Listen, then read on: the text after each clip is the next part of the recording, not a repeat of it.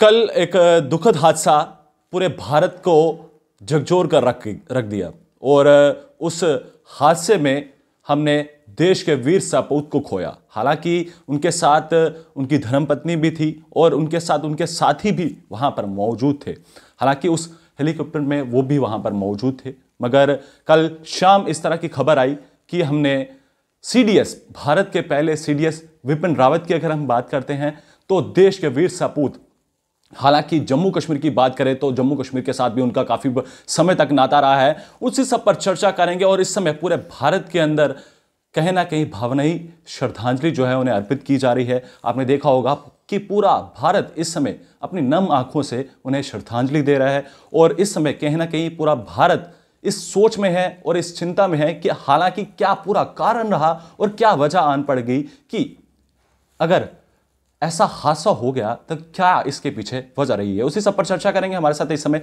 Lieutenant general Rakesh Sharma ji हैं, इनसे बातचीत करेंगे क्योंकि ये भी उनके बैचमेट रहे हैं, क्योंकि इन्होंने उनके साथ समय बिताया है। सर, सबसे पहले तो आपको स्वागत है JK 24/7 में।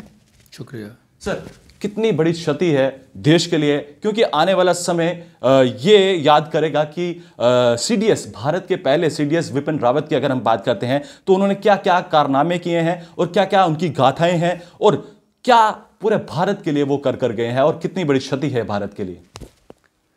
देखिए सर, प्रथम तो मैं ये कहूँगा ये एक बहुत ही दर्दनाक घटना है और ये भारत के लिए बहुत बड़ी क्षति है। इस घटना ने ना सिर्फ आर्मी, ना सिर्फ आर्म फोर्सेस, बल्कि पूरे देशवासियों के बीच में एक शोक की और दुख की और दर्द की लहर सी फैला दी है। क्योंकि जनरल बिपिन रावत को खोना, इस एक्सीडेंट के बीच में खोना, एक ऐसा है कि जो वीर योद्धा, जो देश का वीर योद्धा था, जो एक नेशनल हीरो था, उसको हमने खो दिया है। तो लाजमी है कि हर एक को ये एक बहुत ही बड़ा धक्का लगा है कि हमारा जो इस वक्त नेतृत्व, यानी कि पहले सीडीएस थे, जिन्होंने इतने रिफॉर्म्स को एक साथ में लाया और देश की जो नेशनल सिक्योरिटी को सुदृढ़ किया और मजबूत करने के बाद वो और रास्ते ढूंढ रहे थे कि भारत जो है वो वर्ल्ड में एक सुपर पावर के स्टेटस के पास में जाए। तो इस हालत के बीच में उस इंसान को, उस योद्धा को खोना एक बहुत ही बड़ा धक्का है, बहुत ही बड़ा क्षति है देश के लिए। मैं ये कहूँगा मेरे लिए पर्सनली, मेरे दोस्त को खोना, मेरे साथी को खोना, मेरे बडी को खोना है। वो मेरा कोर्समेट था जो मेरे साथ में एनडीए में कंधे से कंधा मिला के मेरे साथ में ट्रेनिंग किए थे। हम लोग 1974 के बीच में हम लोग एनडीए में गए थे और वहाँ पर 3 साल की ट्रेनिंग के बीच में, हालांकि स्क्वाड्रन हमारा सेम नहीं था, लेकिन मिलते रहते थे, सुनते रहते थे, इंटरेक्ट करते रहते थे। तो उसमें देखा करता था मैं उनको कि वो एक पहाड़ी होने के नाते उनके पहाड़ी में एक तो मजबूत बहुत थे, फिजिकल फिटनेस में टॉप थे, मेंटली बड़ी स्ट्रांग थे और उनको एक विरासत भी मिली थी। उनके पिताजी एक लेफ्टिनेंट जनरल थे और वो विरासत के कारण वो एक बहुत ही एक स्ट्रांग, मैं बोलूँगा जोश के साथ में हमारे साथ में रहते थे। कोई भी काम करते थे बहुत ही स्ट्रांग विल के साथ में करते थे और उन्होंने काफ़ी एनडीए के बीच में भी उपलब्धियां हासिल की थी और छोटे मोटे, और उनको एक किसी मेडिकल रीज़न के कारण उनको चोट लग गई थी, जिसके कारण वो लोग वो थोड़ा सा उनको कहीं पीछे की तरफ में एक कदम लेना पड़ा था। मैं उसका आज के दिन पूरा व्याख्यान नहीं करूँगा, सिर्फ ये कहूँगा उस एक कदम पीछे ने उनको उनका डीमोटिवेट नहीं होने दिया, उनका दिल तोड़ने नहीं दिया। उन्होंने संकल्प किया, मुझे मिला था तो उनके चेहरे पे ये था कि देखो, मैं चाहे कुछ एक पीछे कदम हूँ लेकिन 3 कदम आगे करूँगा, और उन्हें कर दिखाया। और जब हम लोग आगे IMA में गए, उनको बेस्ट जो ऑफिसर होता है सोर्ड ऑफ ऑनर से नवाजित किया गया था। तो वो एक छोटे से ही उनके बीच में वो जुनून था और वही जुनून उन्होंने, जब वो जिस जिस रैंक पे भी रहे, चाहे वो एक कंपनी अफसर थे, चाहे वो बटालियन कमांडर थे, ब्रिगेड कमांडर थे, चीफ ऑफ आर्मी स्टाफ थे या CDS थे, वही जुनून को पालते हुए आगे चलते रहे। सर, हम आपसे जानना चाहेंगे कुछ यादगार ऐसे पल होंगे जो आपने उनके साथ बिताए होंगे, क्योंकि वो लम्हे आखिर वो इंसान कभी नहीं भूलना चाहेगा, देशवासी नहीं भूलना चाहेंगे कि जो उन्होंने इस समय कारकर्दगियाँ की हैं देश के लिए और पूरे भारत के लिए, और सिक्योरिटी फोर्स को सशक्त किया है, और इस समय पाकिस्तान कहीं ना कहीं उनकी कमर जो है लगातार तोड़ते हुए नजर आते थे। चाहे वो हम ऑपरेशन ऑल आउट की बात करें कश्मीर घाटी की, या फिर इस तरह की भी सूत्रधार थे। इस समय ये भी जानकारी आ रही है कि सूत्रधार थे पूरे इस ऑपरेशन ऑल आउट के। तो आपके साथ क्या कुछ ऐसे यादगार पल थे उनके, वो भी हम जानना चाहेंगे। फिर हम बात करेंगे कि कश्मीर के जो ऑपरेशन ऑल आउट के जो सूत्रधार थे ये।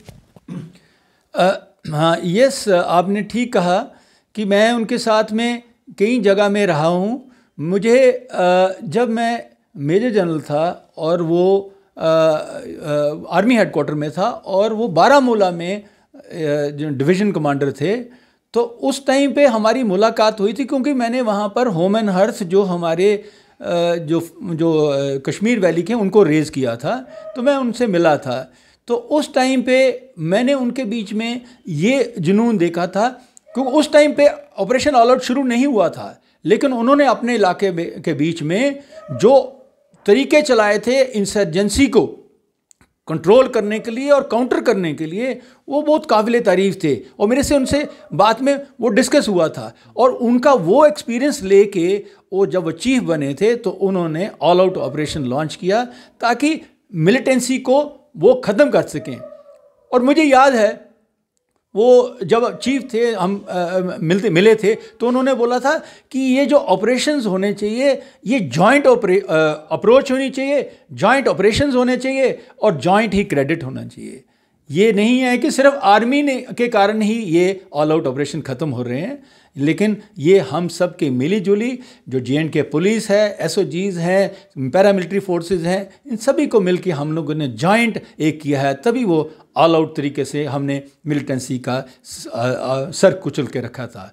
तो वो एक जो उनकी मीटिंग के साथ में मैं बात में डिस्कस करता था।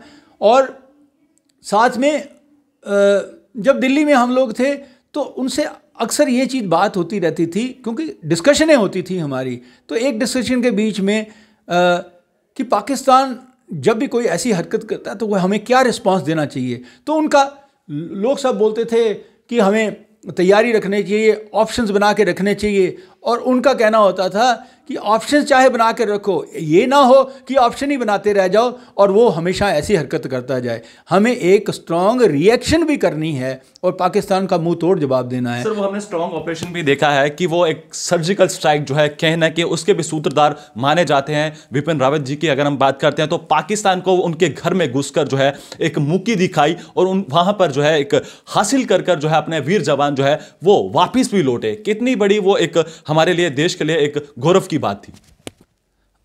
ठीक कहा आपने, जैसे मैंने आपको बताया उनके बीच में एक ऑफेंसिव स्पिरिट थी। वो प्रोपोनेंट थे एक अग्रेसिव एक्शन के।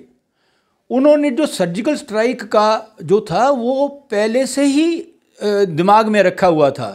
जब वो डिव कमांडर थे तब भी वो छोटी मोटी इन एक्शनों के बीच में करते रहते थे।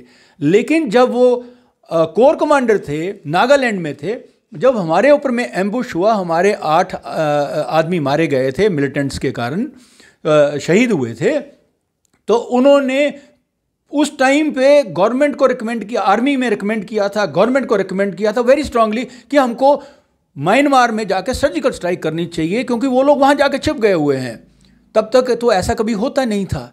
लेकिन उन्होंने बोला मैं प्लानिंग करूँगा, कॉन्फिडेंस के साथ में एग्जीक्यूट किया और वो हमने बिल्कुल सफल ऑपरेशन करके सारे वो जितने थे मिलिटेंट्स हमारे इंसर्जेंट्स उनको वो एलिमिनेट किया।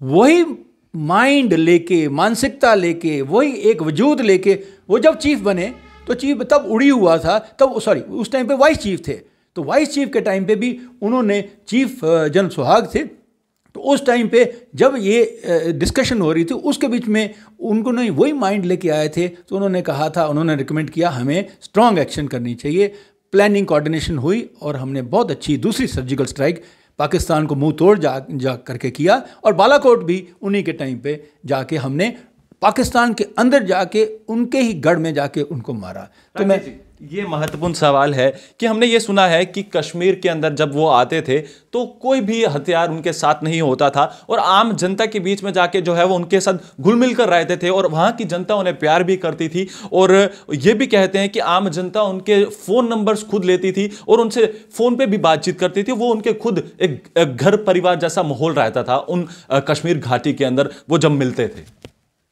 देखिए, ये जो उनका एक मिलाप था, एक जो रेपो था कश्मीर में, क्योंकि वो ब्रिगेडियर के टाइम पे जब कमांड की तब भी वहीं पर थे, उसके बाद में जब उन्होंने डिवीज़न कमांड की वो बारामूला में थे, तो उनका उस पूरे इलाके के बीच में इतना जोड़ गठबंधन हो गया था कि उनके जो जब ब्रिगेडियर से छोड़ के वो कहीं और गए और वो लोग भी उनके साथ में जुड़े रहे, टेलीफोन करते रहते थे उनसे, उनको खबर देते रहते थे कि यहाँ पर क्या हालात हैं, क्या करना चाहिए, वो सुझाव उनसे मांगते थे।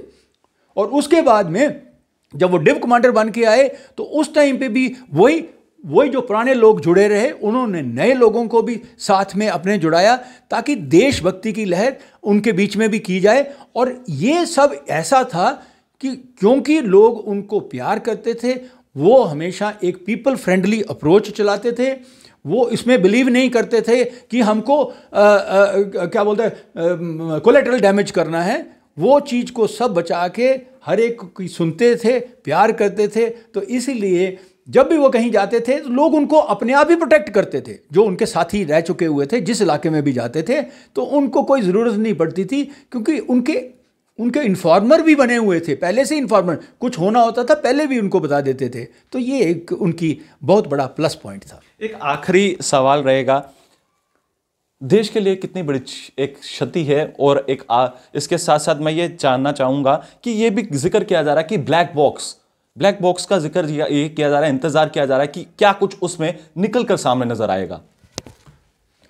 देखिए, ब्लैक बॉक्स मिल गया है, ब्लैक बॉक्स सब कुछ बता देगा, पूरा पिटारा खोल देगा कि क्या हुआ।